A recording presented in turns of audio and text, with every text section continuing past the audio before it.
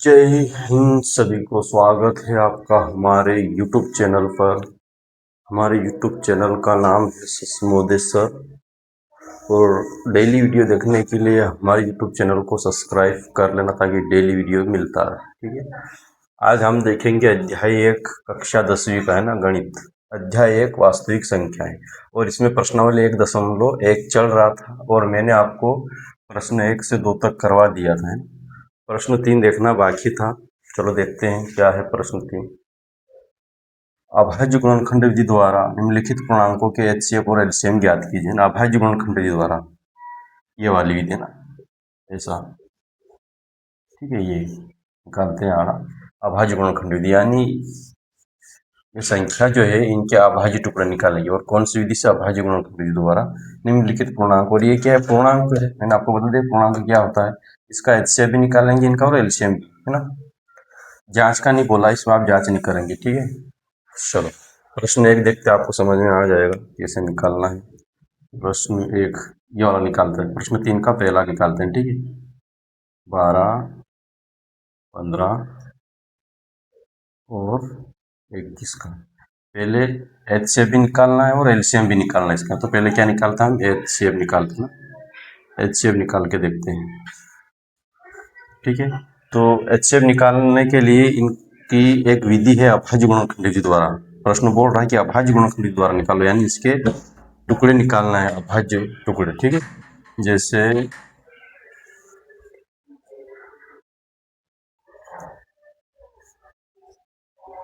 ये।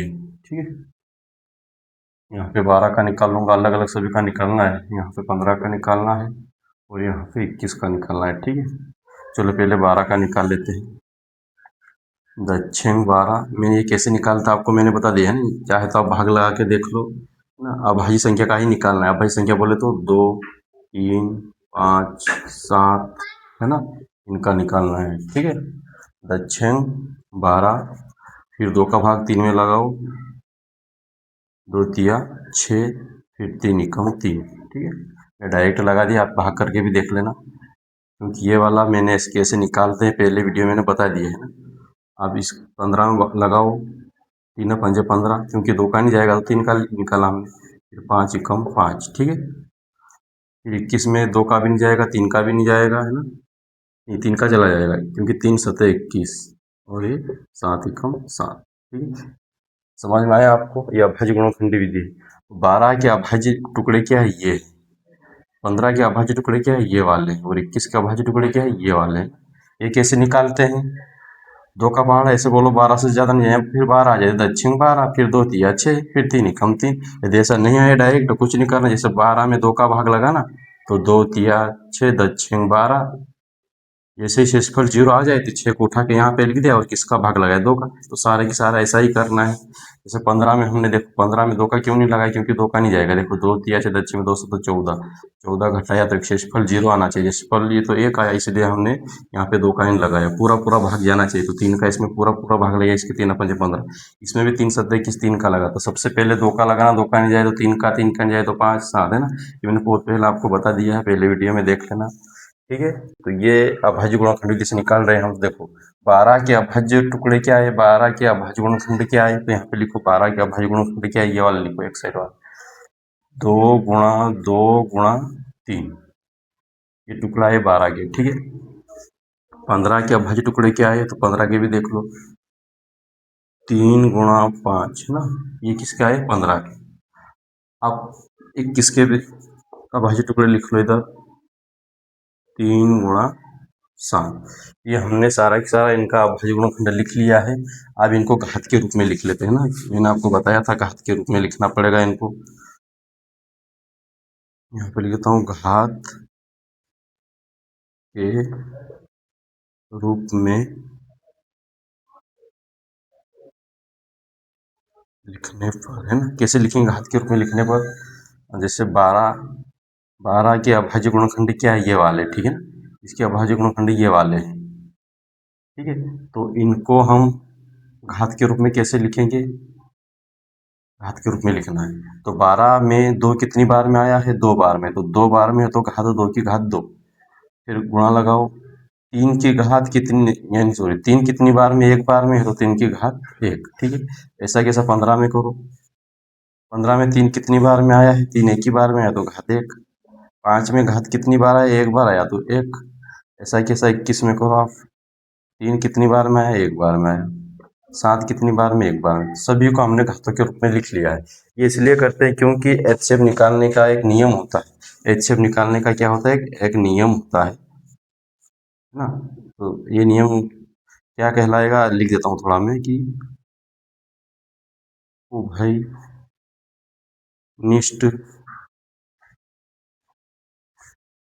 अभाज्य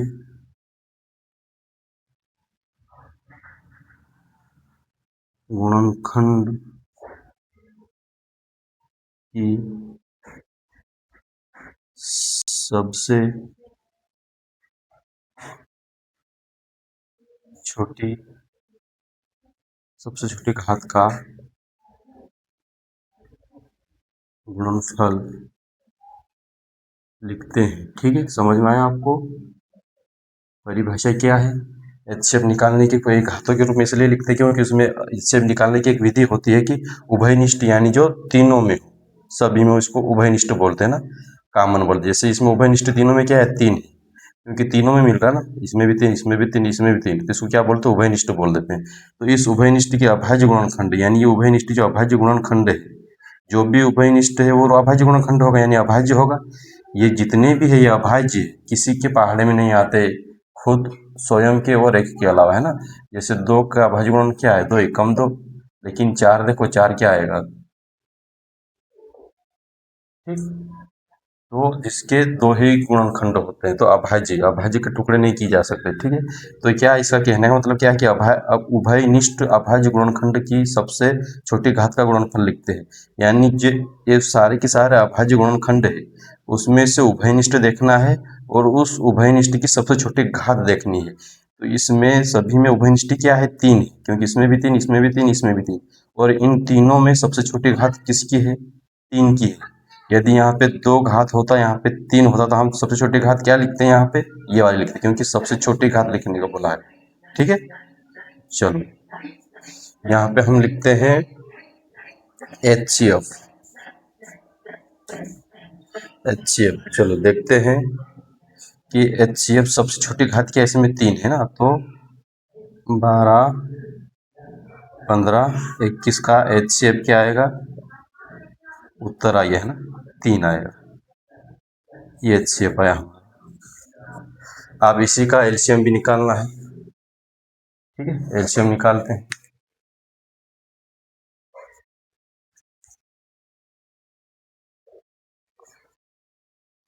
एलसीएम यहाँ तक वैसा कि वैसा आएगा, है ना। जैसे 12 की क्या आया, 12 के है 2 गुणा 2 गुणा 3। 15 का क्या आया, 3 गुणा 5। 21 का क्या है, एलसीएम भी निकालेंगे तो ऐसा ही निकालेंगे, ठीक है। लेकिन इसमें यहाँ से चेंज होगा, उसमें इसमें सबसे छोटे घात देखते हैं, उसमें सबसे बड़ी घात देखेंगे। यहाँ तक सेम आएगा, यहाँ तक सेम आएगा। अब घात के रूप में लिख लेते हैं, घात के रूप में लिखने पर अभाज्य गुणनखंड तो निकले हुए ही है ना। घात के रूप में लिख लो, ऐसा कि ऐसा, यहाँ पे लिखा वैसा कि वैसा। 2 कितनी बार में, 2 बार में, तो घात 2। 3 कितनी बार में, एक बार में, ऐसा कि वैसा। 15 में करो, 3 कितनी बार में, एक बार में। 5 कितनी बार में, एक बार में। 21 में एक बार में। 7 एक बार में, ठीक है। अब इसमें उभयनिष्ठ में सबसे बड़ी देखेंगे, ठीक है, और सबसे बड़ी भी देखेंगे, और जो बच जाती है उनको भी गुणा में लिख लेते हैं। तो इस एलसीएम का भी एक नियम होता है कि घातों को कैसे लिखा जाता है ना, नियम लिख लेते हैं। अभाज्य गुणनखंड की सबसे बड़ी, है ना, इसमें ध्यान रखना, सबसे बड़ी घात का गुणनफल लिखने पर, ठीक है। इसका मतलब ये हुआ कि इन अभाज्य गुणनखंड में, इस उभयनिष्ठ के अभाज्य गुणनखंड में सबसे बड़ी घात क्या है?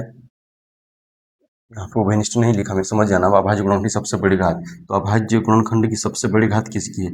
यहाँ पे अभाज्य लिखना था, थोड़ा इधर गया था, ये उभयनिष्ठ लिखना था यहाँ पे, है ना। तो मैं यहाँ पे लिख देता हूँ उभय निष्ठ। पहले इसको पढ़ना, उभयनिष्ठ अभाज्य गुणनखंड की सबसे बड़ी घात। तो उभयनिष्ठ कौन है? इसमें भी 3 ही आ रहा है।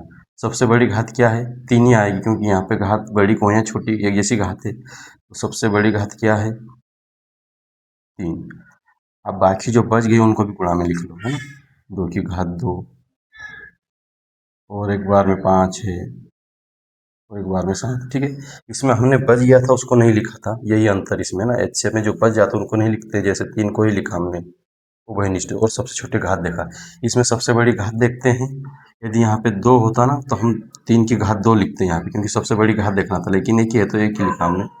और यहाँ पे जो बच गई उनको भी लिख लेते हैं, इसमें नहीं लिखते। सभी का गुणा कर दो तो एलसीएम निकल आएगा 3। पहले देखो गुणा में तोड़ लो, 2 की घात 2, इसलिए 2 का गुणा 2 बार में, 5 7। आप गुणा करो, कैसे करोगे? 3 दूना 6, 6 दूना 12, 12 पंजे 60, 12 पंजे 60, और 7 का 7 42, 420 है ना। सही है क्या गुणा?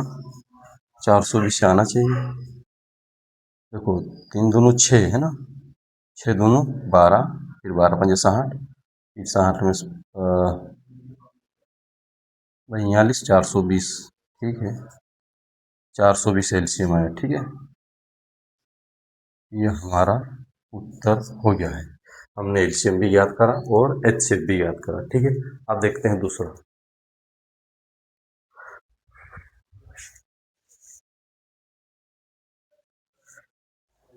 चलो अब दूसरा करके देखते हैं। दूसरा क्या है? 17, 23 और 29। बस वैसा की वैसा करना है जैसे है ना। यहाँ पे एक साइड निकाल देता हूँ, यहाँ पे 29 का निकालेंगे इस तरफ। देखो ये सारी की सारी अभाज्य के ही है, तो इसमें क्या ही होगा, है ना। सारी की सारी अभाज्य है। अभाज्य यानी किसी के पहाड़े में नहीं आती है, ये खुद अभाज्य संख्या है। फिर भी देखो, क्योंकि अभाज्य संख्या के भी 2 गुणनखंड होते, 17 एकम 17, तो एक ही कम एक ही हो जाता है ना। फिर 23 एकम 23, एक एक ये 29, क्योंकि खुद वही है ना, ये अभाज्य गुणनखंड निकल आए। चलो लिख लेते हैं। 17 के अभाज्य गुणनखंड क्या है? 17 और 1, है ना। 23 का क्या आया?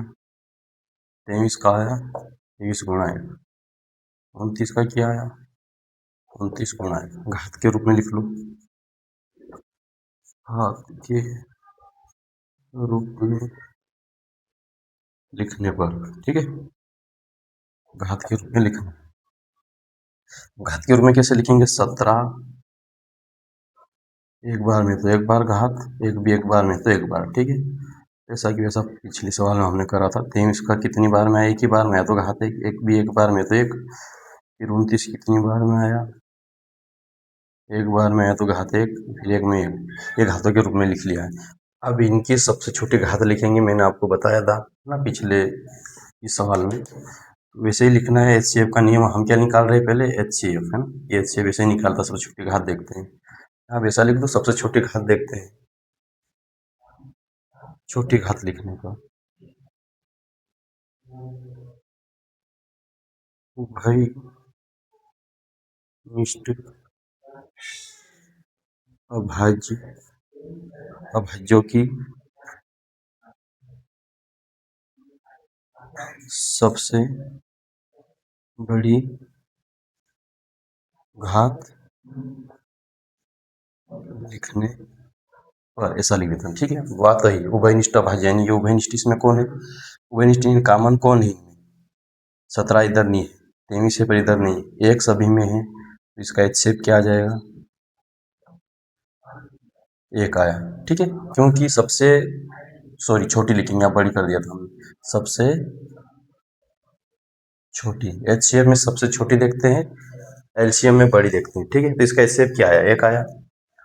ऐसा क्यों, हिसाब देख लेते हैं। इसका एलसीएम भी निकालना है, तो एलसीएम क्या आएगा, वो यहाँ तक तो वैसा कि वैसा आएगा। ठीक है, यहाँ से चेंज होगा, देख लेते हैं एलसीएम इसका क्या है, किसका निकालना है। 17, 23, 29, तो 17 गुणा 1 यानी 17 का क्या आया, लिखना पड़ेगा क्या, 17 गुणा 1, इसका यह है ना 17 का अभाज्य गुणनफल। सभी में एलसीएम और एचसीएम यही लिखा था। 23 के टुकड़े क्या है, 29 का क्या आया। अब यहाँ पे घात के रूप में लिख लो, यहाँ तक वैसा ही लिखना है, समझाने की जरूरत नहीं है। घात के रूप में लिखने पर है ना, घात के रूप में लिख लो इनको, जैसा इसमें लिखा था, क्योंकि यहाँ तक तो बराबर ही जाता सभी का। 17 एकम 17, एक एक बार में आया। फिर 23, 23 एक बार में आया, एक एक बार में आया। फिर 29, 29 एक बार में आया, फिर एक एक बार में आया। ठीक है, आप एक एलसीएम निकालने की भी एक नियम होता है, जैसे हमने ये लिखा था। इसमें सबसे छोटी घात देखते हैं, ये थोड़ा सा लिख दो कि उभयनिष्ठ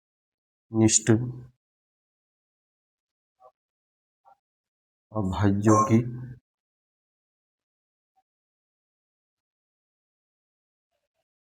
सबसे बड़ी घात, सबसे बड़ी घात लिखने पर, ठीक है, सबसे बड़ी घात लिखेंगे। तो देखो इनमें सबसे बड़ी घात कौन सी, ये सारे उभयनिष्ठ भी है। ये उभयनिष्ठ इन दोनों में, तीनों में कौन है, तो एक है। और ये अभाज्य भी है, तो इन अभाज्यों की सबसे बड़ी घात किसकी है, उभयनिष्ठ में। एक की मान, यदि यहाँ पे 3 होता तो हम 3 लिख लेते, लेकिन यहाँ पे तो एक ही है, तो एक ही मान लो। तो यहाँ पे हम लिखा 1 गुणा, आप देखो जितनी बार में ये बच गया इनका भी गुणा करना पड़ेगा, जो बाकी बच गए उनका भी गुणा होता है ना। 17, 23 और 29, इन सभी का गुणा कर लेना है ना। गुणा करने पे 17, 17 में 23 का गुणा कर लेना से 3 7 21 है ना, 3 एकम 3, 3 4 5, फिर 2 7 14, छिलका 1, 2 एकम 2, 3 1 9 3, 391 आया। यहाँ तक गुणा करना, आप 391 में 29 का गुणा करना। ठीक है, तो शायद ये आएगा 11 33, ये आएगा शायद है ना 11। यहाँ पे क्योंकि इसका एलसीएम क्या आया,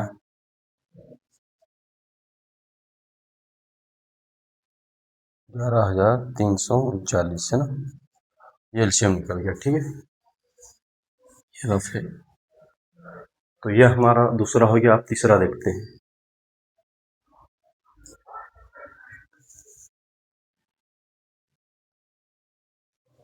चलो आप तीसरा देखते हैं। ठीक है, सेम सवाल एक जैसे ही है ना, इसमें कुछ समझने की बात ही नहीं है, क्योंकि मैंने पहले आपको समझा दिया था।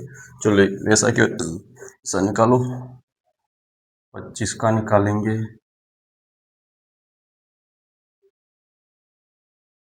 9 का, 8 का है ना।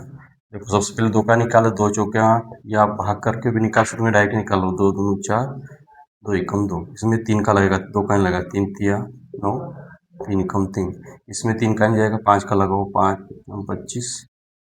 ठीक है, या अभाज्य गुणनखंड हमने निकाला। 8 के टुकड़े क्या है, लिख लो यहाँ पे। 8 के अभाज्य टुकड़े क्या है, ये 3 बार 2 गुणा 2 गुणा 2, और इसको आपस गुणा करो ना, यही संख्या आ जाएगी। 2 दूनी 4, 4 दूना 8। 9 के अभाज्य गुणनखंड क्या है, देखो 9 क्या है, 3 गुणा 3 गुणा 3। ठीक है, 25 क्या है, देख लो 25 का क्या है अभाज्य टुकड़े, 5 गुणा 5। ठीक है, अब इनको घात के रूप में लिख लो, घात के रूप में लिखने पर। ठीक है, घात के रूप में कैसे लिखो, जैसे 8 में 2 कितनी बार में आए, 2 3 बार में आए, खत्म। 9 कितनी बार में आया? 9 में 3 कितनी बार में है अभाज्य? 2 बार में है। 25 में 5 कितनी बार आया? 2 बार में, तो घात 2, ये घात के रूप में लिख लिया। अब आपको यहाँ अच्छे समझ में आए कि छोटा बड़ा है ना।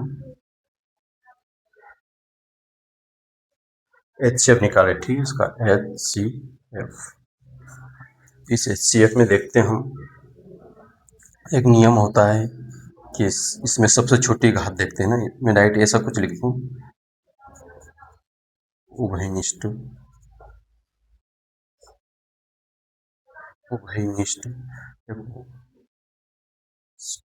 कुछ नहीं है तो एक एक ये भी कर देना है ना, ताकि हम एक HCF तो लिख सके, एक एक भी होता है ना ये, क्योंकि कुछ नहीं है कॉमन तो एक होता है, ठीक है, क्योंकि यहाँ पे कोई भी कॉमन नहीं, तो उभयनिष्ठ अभाज्यों की सबसे छोटी घात लिखने पर, ठीक है। तो सबसे छोटी घात कौन सी इसमें? देखो उभयनिष्ठ में, देखो ये 2 यहाँ है लेकिन इधर 2 नहीं है, तो ये तो कुछ भी नहीं, लेकिन इसको ही मान लो एक को ही, तो क्या है हमारा HCF 1 आया, ठीक है। HCF 1 ही आता है, समझ में आया। कॉमन उभयनिष्ठ कौन है यहाँ पे? 1 है, और सबसे छोटी घात क्या है? और बाकी जो बच गए हैं उसको HCF में नहीं लिखते हैं, ये बाकी जो बच गए उसको हम LCM में लिखेंगे, ठीक है, LCM में लिखेंगे।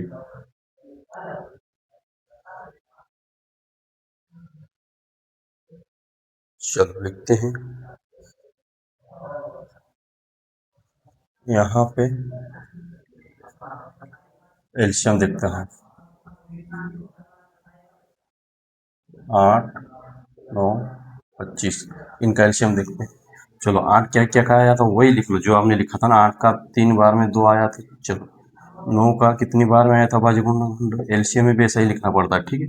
और 25 का क्या आया था वो भी देख लो, आप घात के रूप में लिख लो, घात के रूप में लिखने पर, है ना, घात के रूप में लिख लो।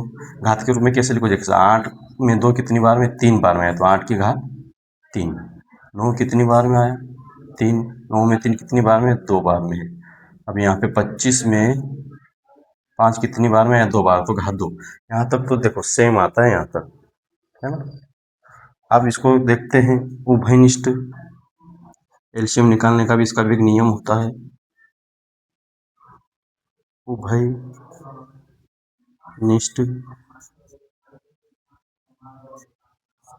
उभयनिष्ठ अभाज्य, उभयनिष्ठ है ना, उभयनिष्ठ अभाज्य, अभाज्यों की, अभाज्यों की सबसे छोटी घात लिखने पर, है ना, लिखने पर, ठीक है। तो सबसे छोट, अरे सॉरी, इसमें बड़ी आएगी ना एलसीएम बड़ी, पता नहीं घात छोटी बड़ी क्यों हो जाती है, बड़ी।